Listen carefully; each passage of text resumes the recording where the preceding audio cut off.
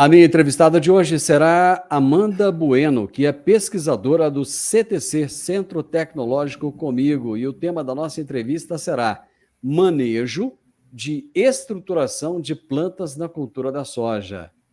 Doutora Amanda, tudo bem com você? Olá, Divino, tudo bem? Obrigada Como é que pelo estão as convite. coisas? Tudo certo. Tem trabalhado muito? Trabalhando bastante agora, né?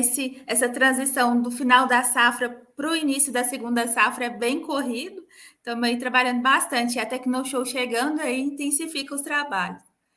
Conta o segredo da Tecnoshow para mim, só para mim, ninguém vai ouvir. O que você vai mostrar? O que você vai apresentar na Tecnoshow? Olha, esse ano a gente está organizando já um trabalho bem legal para mostrar, que vai ser sobre a deficiência nutricional. Então, como a gente pode identificar por meio do sintoma na folha a deficiência de alguns nutrientes na cultura do milho. Então, Do milho. estamos aí na expectativa. Ah, com Isso vai ser certeza vai ser muito bem bom. legal, bem interessante. Além Vai, e disso, eu. Hum. Além disso, lá no nosso plot do CTC, na Tecnoshow, a gente tem outros trabalhos também voltados para a área de entomologia, de fertilidade do solo, de plantas daninhas, forragicultura, plantas de cobertura. Então, a gente tem bastante conteúdo lá, não só na área de nutrição de plantas. Nossa, vocês são bons demais. Dá gosto. Dá gosto de falar com vocês, de visitar lá o plot de vocês. Aliás, é deixar o convite para todo mundo. Dá uma passadinha por lá, né? Os trabalhos são muito Exato. bons. Esperamos todo mundo lá, ó, do dia 8 ao dia 12 de abril. Estamos esperando todos vocês. Vai ter muita gente, você pode ter certeza que vai. Amanda, conta uma coisa para mim. O que é manejo de estruturação de plantas na cultura da soja? Divino, esse tema está sendo bem falado nessa última safra, nas duas últimas, na verdade. A gente tem encontrado aí áreas com alta produtividade e cada vez mais a busca pela melhoria da arquitetura da planta de soja. Esse conceito de Explica para gente o que estruturação. é arquitetura da planta. Vamos devagarinho, vamos entender isso tudo. Vamos. Esse manejo aí de estruturação e regulação de crescimento veio herdado da cultura do algodão e a gente vem aplicando algumas metodologias para tentar chegar numa melhor arquitetura na cultura da soja, assim como já se faz no algodão. E essa melhor arquitetura que eu estou dizendo é estimular essa ramificação da planta de soja. Então, muitas vezes a gente vai no campo e vai ver a soja como se fosse uma planta que tem uma haste única. E o que a gente busca é que a gente melhore, né, aumente a quantidade de hastes, melhore também o tamanho dessa planta, reduza um pouquinho a distância entre os nós, para fazer com que essa planta fique mais compacta e tenha mais nós produtivos por metro quadrado. E quando a gente tem mais nós, a gente tem a possibilidade de ter mais flores, mais vagens e no final mais grãos, que é o que a gente realmente vai tirar dessa lavoura. Então não é só um crescimento vertical, porque às vezes a gente passa, vê aquela planta alta, bonita, né? Aí a gente que não é doutor igual você, olha, fala, nossa, mas tá bonita aquela soja, mas não sabe a quantidade de entrenós que tem ali, a quantidade de vagens, de ramificações, é isso. Exato. Quando a gente trata do manejo de estruturação, a gente visa exatamente isso, fazer com que essa planta não fique só bonita, mas que ela fique mais produtiva. A planta só bonita não dá dinheiro, né? A gente não vende a folha, a gente vende o grão, né? Então a gente tem que fazer com que Exatamente. mais grãos sejam produzidos em uma planta para ter maior produtividade. E eu acho que é legal a gente falar sobre isso, porque muita gente que ouve o programa não é da área, não é do segmento, mas assim, gosta do segmento e tal. Tem que buscar produzir mais grãos e mais pesados, né? Também. Exato.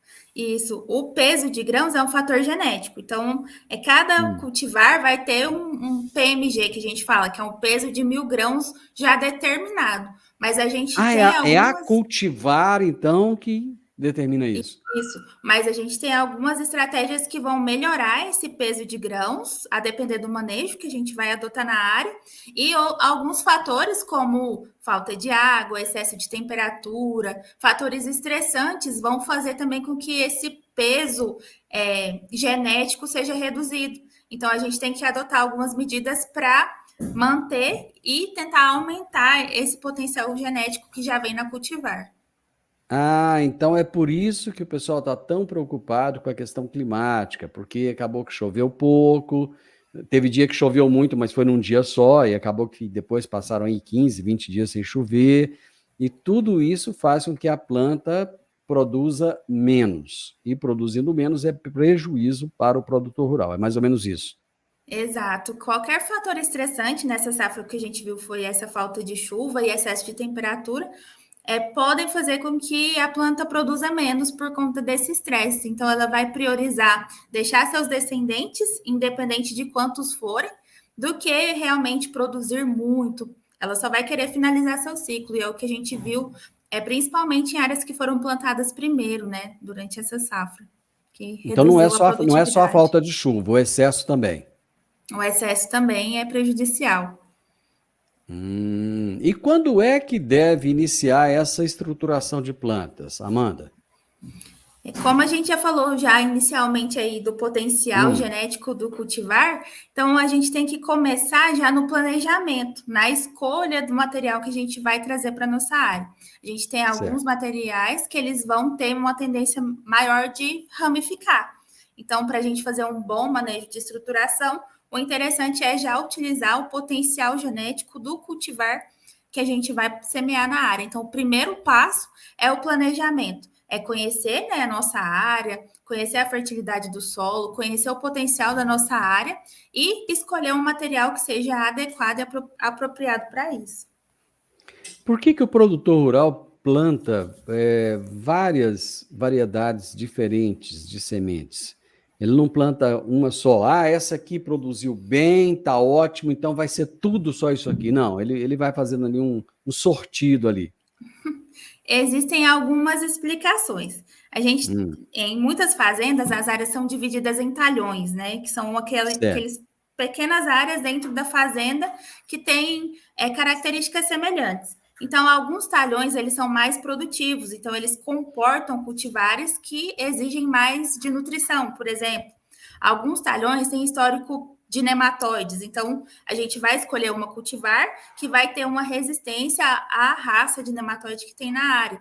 Então, vai depender de qual área que a gente vai posicionar cada material dentro da fazenda. Então, por conta disso, né? E o planejamento é importante por isso, conhecer a área para escolher o material que vai se adaptar a cada região que a gente vai plantar. E para isso ele depende de alguns fatores. Ele precisa de conhecer o solo dele, precisa de ter uma boa análise de solo, um Exato. bom entendimento da biologia do solo dele, não é isso? Da biologia, da física do solo, né? A gente Da tem aí química do muito solo, né? da química, a gente tem muito problema que é a compactação. Então, quando a gente tem uma camada física de impedimento para o desenvolvimento radicular, essa planta não vai expressar seu potencial produtivo, porque ela não vai conseguir aprofundar suas raízes, absorver água em profundidade, ela vai ser mais suscetível ao ataque de alguns patógenos, vai ser mais suscetível à falta de água no sistema. Além, né, dos atributos biológicos e dos químicos que a gente já vem falando há muito tempo sobre isso e a gente já tem na agricultura um know-how maior, né? Às vezes a gente foca muito na física e foca muito na química e na biologia e esquece Uhum, da física. Então a gente não tem um uhum. solo completamente estruturado para o desenvolvimento dessa planta. O que que causa compactação de solo? Alguns fatores, né? Quando a Hum, gente utiliza, por exemplo, maquinários pesados no momento aí da colheita, das pulverizações, é um processo que vai fazer com que ocorra a compactação. Áreas de cultivo convencional, que a gente revolve o solo, faz uma aragem, uma gradagem, depois passa com essas máquinas nesse solo, a gente potencializa o efeito da compactação, porque primeiro a gente desagrega o solo, depois a gente vai lá e compacta. Então, são fatores que intensificam, né, esse problema. Até antigamente, quando a gente é. tinha mais áreas, essas áreas chamadas de convencionais, a gente tinha um problema que era o pé de grade. A grade passava Uhum, e descompactava lá os 15 primeiros centímetros do solo, e para baixo, tudo compactado, porque ela não compactado. atingia.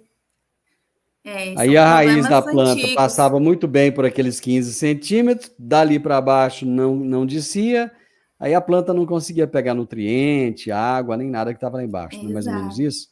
Uhum, Eu costumo exatamente. dizer aqui, Amanda, que a raiz é a boca da planta, né? Então, quanto mais profunda ela vai, mais ela tem condições de comer aquilo que a terra tem para oferecer e de beber também, não é?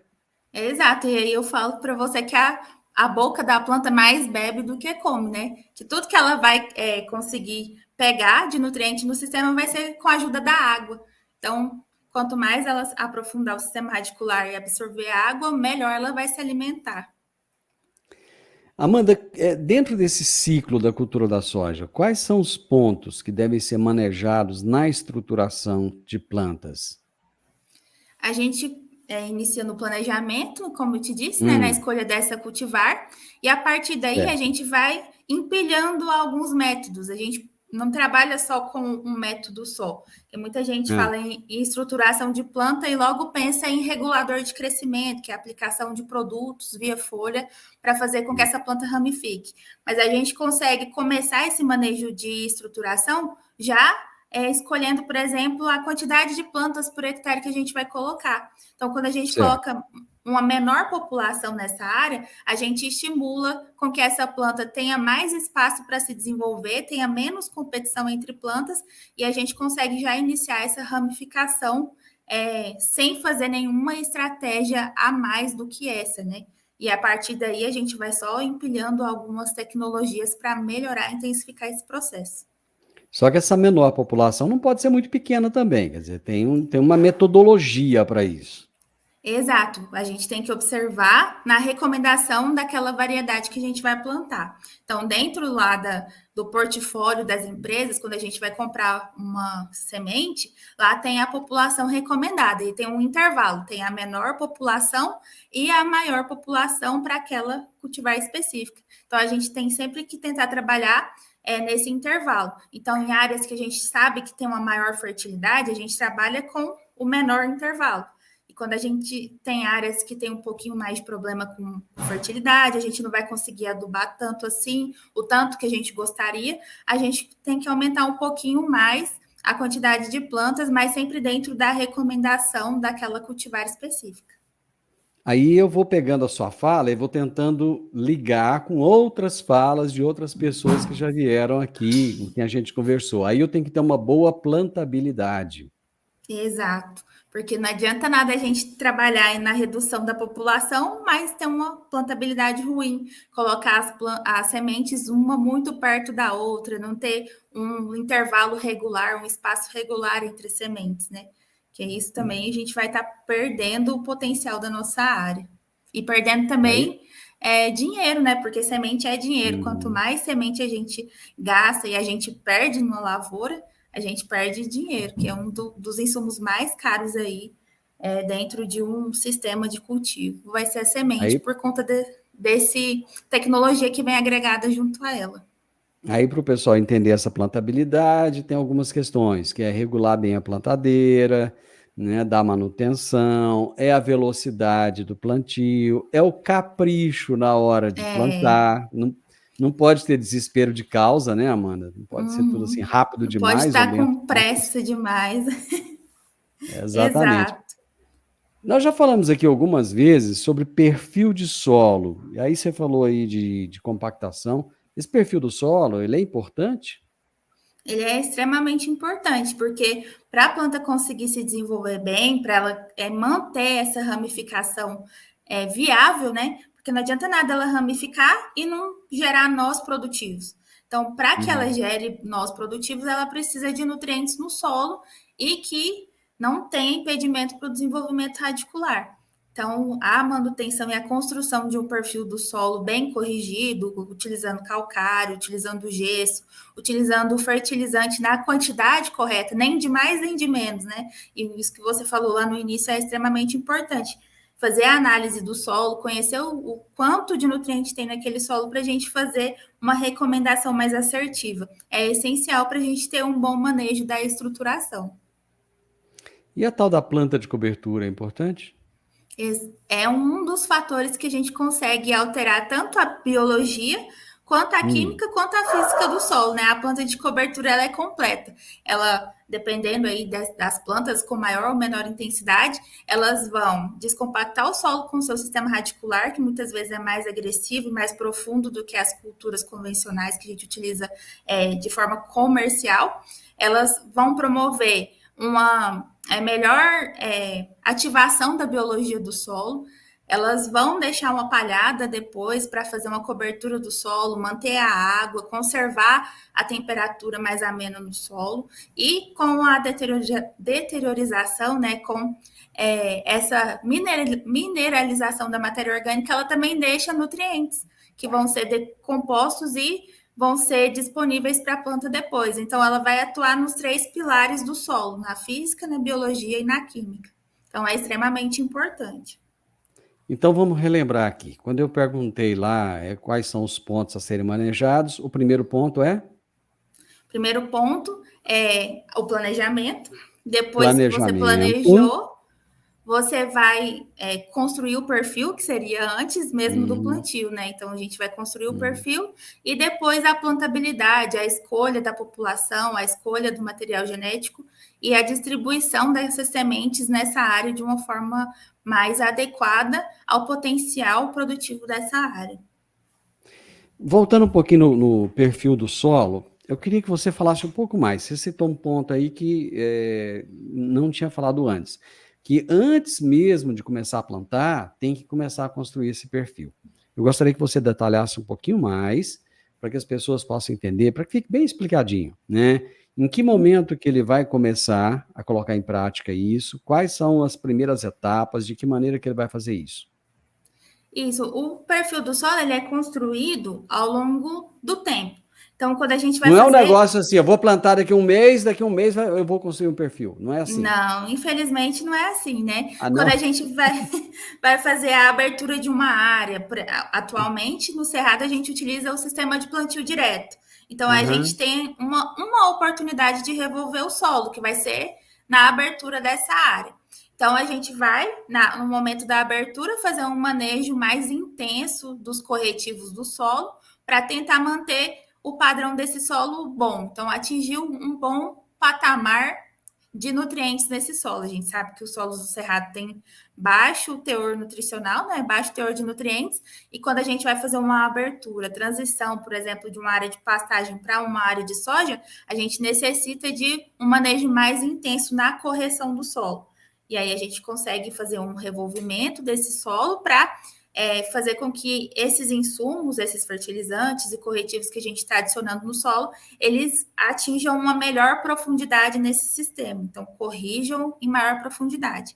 E a partir do momento em que a gente vai fazendo o sistema de plantio direto ao longo do tempo, utilizando plantas de cobertura, utilizando o baixo revolvimento desse solo, a gente vai adicionando e mantendo esse sistema.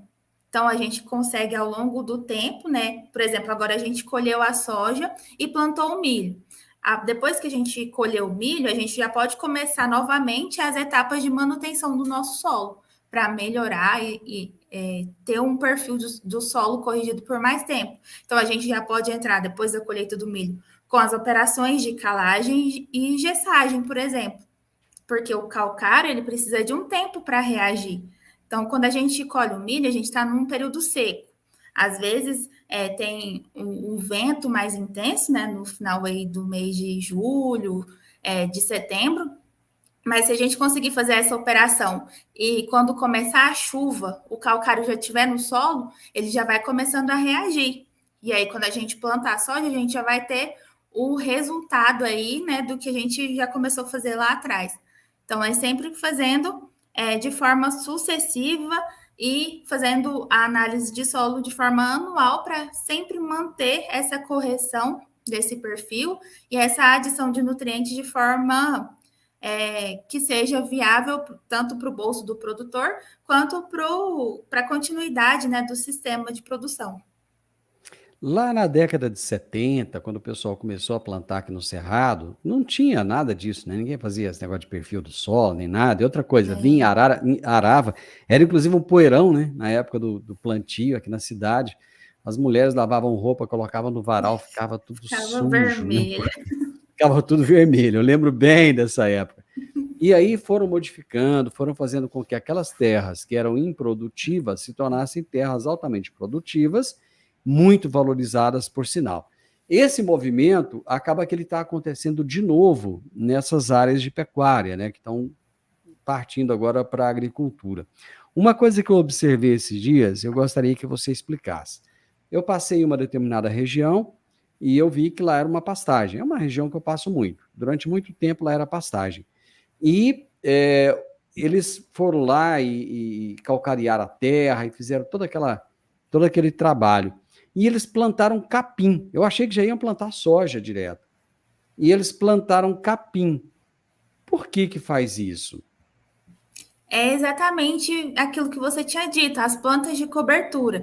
Mesmo que tenha saído de um sistema de capim, quando a gente revolve esse solo, que a gente faz esse manejo de recuperação, de renovação de uma área, de transição de uma área de passagem para uma área de soja, por exemplo, de grãos, a gente tem que colocar o calcário, colocar o gesso e voltar com a cobertura para o sistema, porque senão o solo vai ficar sem cobertura, né? E isso também vai ser prejudicial para a cultura subsequente, no caso, o milho, a soja que vai ser plantada nessa área de abertura. Então, a gente volta com uma planta de cobertura, que nesse caso foi o capim, por conta disso, porque ele vai deixar matéria orgânica nessa área, vai deixar uma palhada, vai deixar uma cobertura para a próxima cultura que for entrar.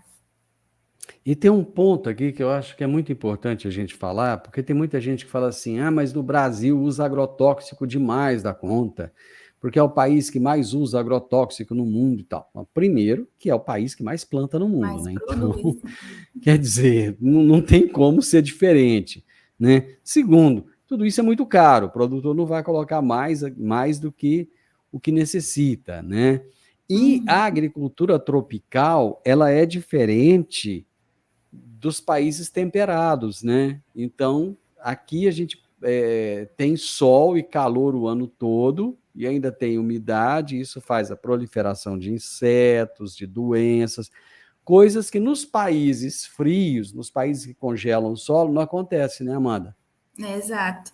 Nosso sistema tropical, embora seja muitas vezes muito condenado por conta desse uso de agrotóxicos, a gente tem um dos países com a melhor legislação ambiental. A gente tem dentro das propriedades porcentagem em torno de 20% aqui na nossa região de área de mata nativa preservada por meio da reserva legal. E a gente tem o manejo do sistema de plantio direto, a gente não revolve o solo, então a gente tem um solo que muitas vezes consegue reter mais água, consegue ter uma cobertura melhor.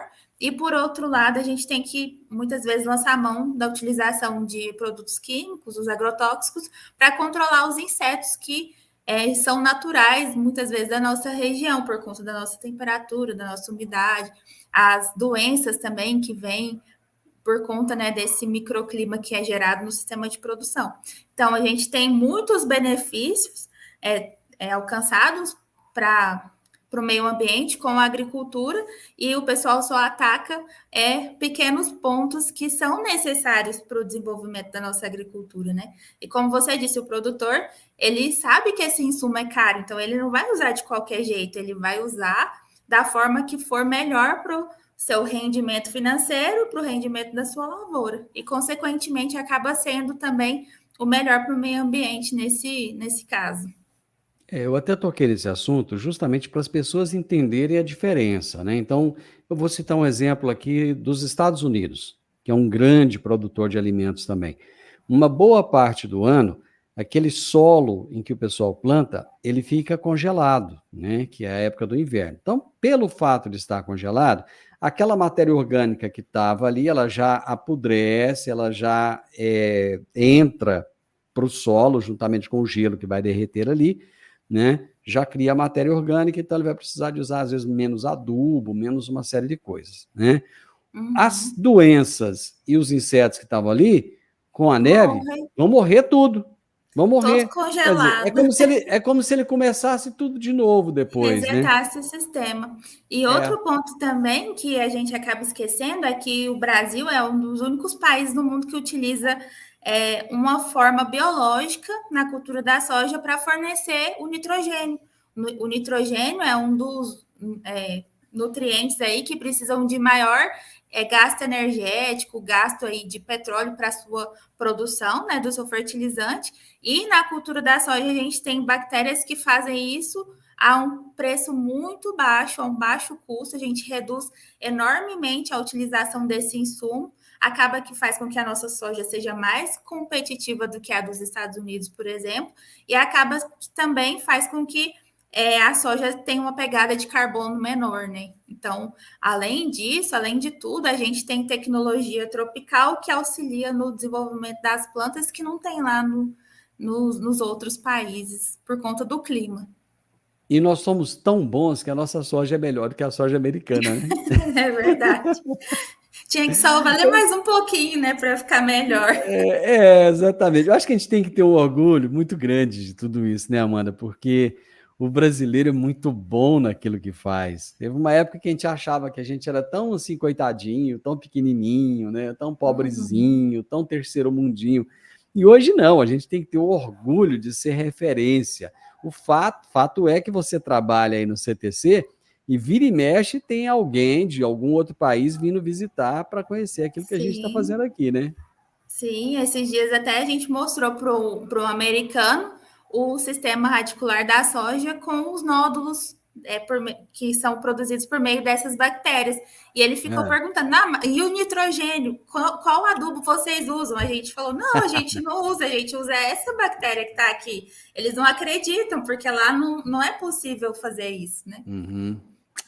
Não dá para ter tudo, né, Amanda? Não tem É jeito, né? verdade. Bom, quais são os benefícios de se realizar esse manejo que a gente começou a falar? E que a prosa vai ficando tão boa, né? Que a gente vai inventando uma Vai coisa na mudando de outra, rumo. né? Vai mudando de rumo, mas não tem problema, não. A gente puxa de volta a prosa.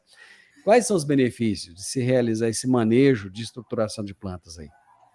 Os benefícios são principalmente lá na frente o incremento da produtividade, né? A gente utilizar menos sementes e produzir mais com essas sementes que a gente está colocando na área. Porque quando a gente trabalha com esse manejo de estruturação, a gente visa lá na frente com que essa planta tenha mais nós produtivos. Então, esses nós, eles vão fazer com que uma planta produza o que uma planta e meia produziria, ou do que duas plantas produziriam juntas, por meio dessa melhor utilização do espaço e dessa melhor inserção de pontos de reprodução nessa planta. Agora eu fiquei com a pulga atrás da orelha. Você falou que vai mostrar um experimento lá na Tecnoshow com milho, né? É possível Uhum. fazer esse manejo de estruturação também na cultura do milho ou não? Só na soja? Sim, quando a gente pensa na cultura do milho, a gente consegue sim fazer um manejo de estruturação, mas ele é diferente. Ele não vai ser visando essa ramificação como a gente faz na cultura da soja. Hum. O milho, a gente quer que ele não ramifique, né? A gente quer que ele fique aquela haste única, que é o colmo do milho. Então, no manejo de estruturação da cultura do milho, a gente prioriza o melhor desenvolvimento radicular, o crescimento e o diâmetro do colmo. Então, o diâmetro do colmo é o principal fator aí para a gente conseguir estruturar o milho, porque ele que vai fazer, vai armazenar as reservas para o enchimento do grão. Aqui, no Brasil inteiro, né, o principal momento de plantar o milho é na segunda safra. E na segunda safra a gente tem um problema de restrição hídrica que começa perto do enchimento do grão da cultura. Então, o momento em que a planta mais precisa de água, está acabando a água do sistema, está acabando o período de chuva. Então, quando a gente tem um colmo mais com o diâmetro maior, a gente tem mais reservas, a gente tem mais umidade dentro dessa planta para conseguir completar o seu ciclo e fazer um bom enchimento do grão, mesmo com a redução do volume da chuva. Então, diferente da soja, a gente não quer ramificar o milho, mas a gente quer aumentar o diâmetro do colmo desse milho para ele ter mais reservas. Fazendo um comparativo aqui, eu poderia dizer que o como do milho é a caixa d'água do milho? É como se fosse, né, uma reserva de água para o período mais crítico do seu desenvolvimento. Não só de água, né, mas de açúcares também que foram produzidos por meio da fotossíntese. Doutora, bom, a gente sabe que o produtor já está pensando lá na safra, lá na frente, né? Então ele está com o milho plantado agora, tal, mas ele já está pensando na soja, que ele vai ter que plantar É, daqui a um tempo. Então, isso entra dentro daquele planejamento que você falou. Então, para quem já quer começar a pensar nesse manejo de estruturação de plantas na cultura da soja, esse já é o momento, então. esse já é o momento, né? Lá no Centro Tecnológico, a gente está compilando esses resultados dos experimentos das últimas safras, né, para a gente publicar no nosso anuário de pesquisa, que vai ser divulgado para os cooperados, para a comunidade no geral. E a Tecnoshow chegando já é um momento de compra, né, desses insumos que serão utilizados lá na próxima safra. Então, esse é o momento exato para se fazer o planejamento, para estudar, para pegar resultados de pesquisa, para ver qual o manejo melhor vai se adaptar na sua área. O ciclo não para, né? Não para, né? Começa a plantar, já começa a colher, já começa a planejar a próxima safra e não para. Amanda, adorei nossa prosa. Obrigado. Nossa, foi bom demais conversar com você. Você explicou assim tão direitinho pra gente, tão facinho, né? Aí vai ficando tudo fácil de entender. É bom demais. Obrigada, eu que agradeço o convite e estamos encerrando com o carro da pamonha passando aqui na rua. Então, tá o final, Opa! Vou aproveitar e o comer melhor pamonha. final possível. Não, mas na hora do almoço agora, né? Na hora do almoço, Pois cada é. pamonha passando. Tem que comprar a pamonha para comer mais tarde. Amanda, um abraço para você. Muito obrigado. E não some de mim, não. Volta mais vezes, viu? Eu que agradeço pelo convite, um abraço. Muito obrigada por me receber aqui novamente. Já é minha segunda participação e quando você precisar é só me chamar que estamos aí de volta. Ô, pai, da próxima vez nós vamos comer pamonha. Então, beleza. Gente, eu conversei com a Amanda Bueno, pesquisadora do CTC, Centro Tecnológico, comigo. E o tema da nossa prosa de hoje foi manejo de estruturação de plantas na cultura da soja. Gostou da prosa? Gostou, né? Então deixa um gostei aí pra gente, deixa um comentário, compartilhe com outras pessoas. Conhecimento só tem valor quando é compartilhado. E se inscreva nesse canal, é muito importante você se inscrever aqui, tá bom? Até a nossa próxima prosa. Tchau, tchau.